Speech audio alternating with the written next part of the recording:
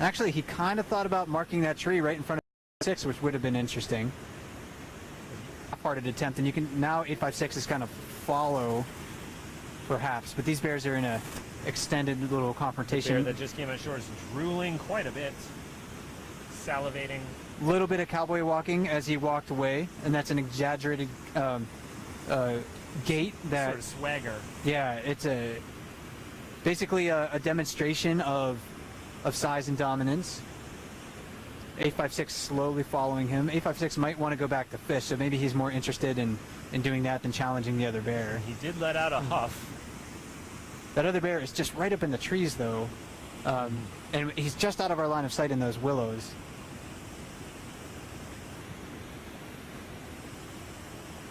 Oh, he might be moving off just a little bit further, but unfortunately we're not going to really be able to see him through the trees. And he may be reapproaching. And we're on the edge of the wildlife viewing platform here, so try to look through those trees, and in the center of your view is that other bear. And he is now turning. Gonna go behind the platform. Let me know if I need to move out of the way, Mike. Yeah, if you could just for a moment. So walking in the grass there. Pursuit. The 856 definitely following him, so giving a little bit of challenge. There's just a lot of posturing. This sometimes happens between big adult males. They don't, of course, resort to fighting unless they really want or have to. A lot of it is bluster and bluffing.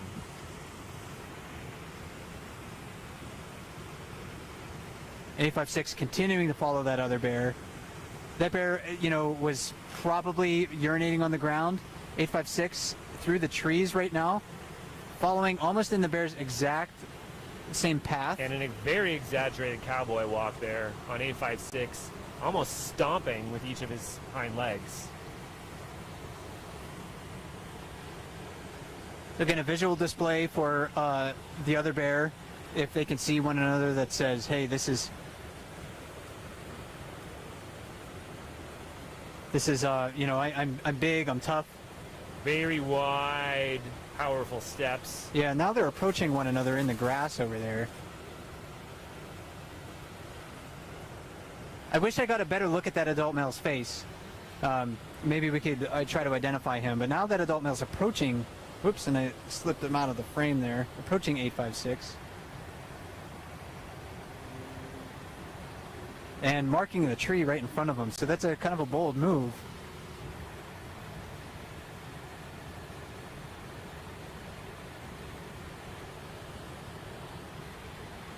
Could be taken as a challenge. So that bear, that was a pretty big brown bear, and it was one that I didn't recognize. We could still kind of see him through some of the willows over there, still rubbing on some of the trees. But definitely not one who's willing to yield to 856. And this is one of the very interesting things about our bear hierarchy. It's a very fluid hierarchy. It can change from day to day. You can understand, for the most part, where bears are going to sit depending on their age, their sex, and their size. So adult males that are big are going to be at the top of the hierarchy.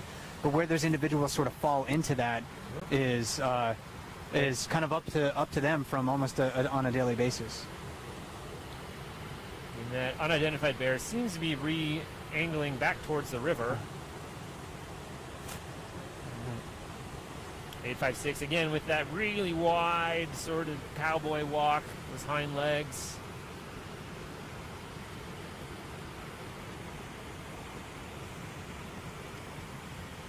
Nope. And that other bear is still back in the grass. Again, these large bears disappear so easily in this tall grass. And in another back scratch.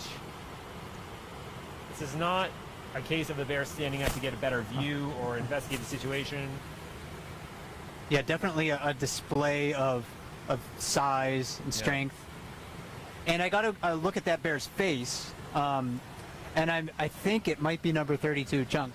You think this could be 32 Chunk? I think this could be number 32, and we haven't seen him yet this year. A little bit lighter than the last time we saw him at the end of last year. Yes, yeah, he's very dark in the fall, but the shed patterns match. His facial profile matches. So if you can look him up in the Bear ID book, if you're not familiar with that, just type in Katmai eBooks into Google, and you can find the link and download the book from there. So Bear 32 possibly returning to the Brooks River. There's some interesting encounters between 856 and 32 last year. Again, 856 is thought to be the most dominant bear in the river, but there was one occasion at least where he did yield space to 32. And definitely 32. And that's a tentative idea. I don't want anyone to say for absolutely for sure until we get a better look at him. But 32 is not backing down to the approach of 856. So they're still in relatively close proximity to one another.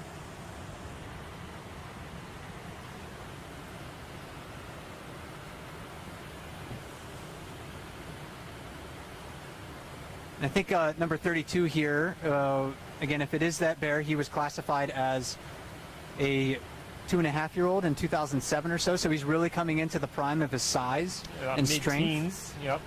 And that's usually about the time where we see the age where we see bears attaining their greatest strength and rank in the hierarchy versus into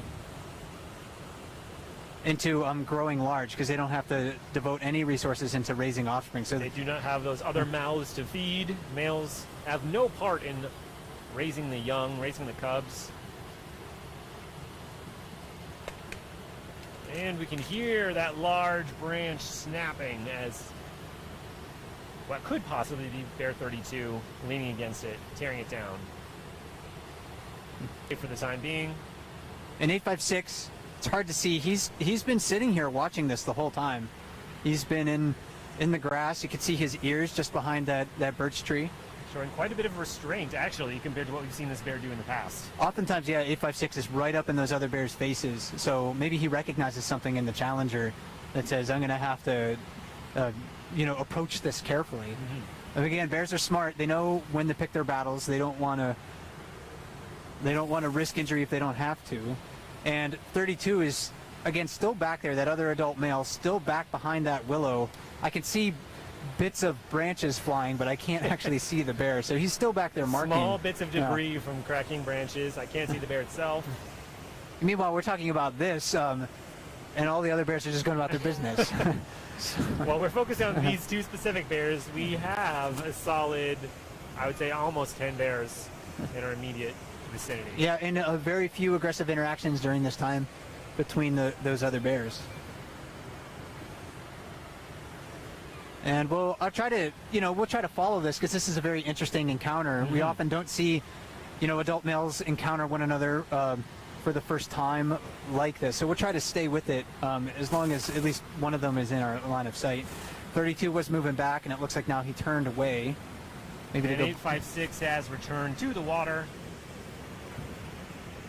Climbing up towards the falls, it would seem. Yeah, so he's walking away, and I don't know if he's going to move to challenge 30. No, actually, it looks like maybe he's trying to find a tree of his own to mark.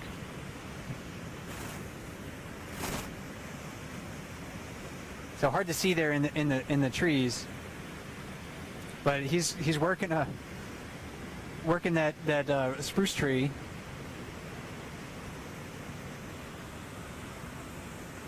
And this is a lot of bluster. There, again, 32 is not within my line of sight, so we will keep an eye out, see if he does reapproach. But for the time being, 856 is back to the river, and what could possibly be 32 disappeared into the trees beyond.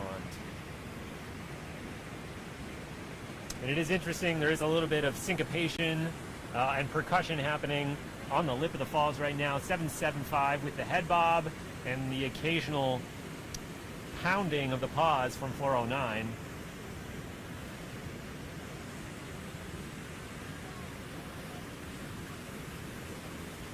In these events that we've been witnessing tonight, the interactions between the bears is one of the things that does make bear watching very exciting here at Brooks River. It does. I mean, these are all wild animals. This isn't a show that they're putting on for our entertainment, but it really does help to illustrate just how fierce their world is. Absolutely. The competition that they have to go through is real, and it's very significant. It is real, and as we saw with the death of that spring cub about 8 days ago, the costs are genuine.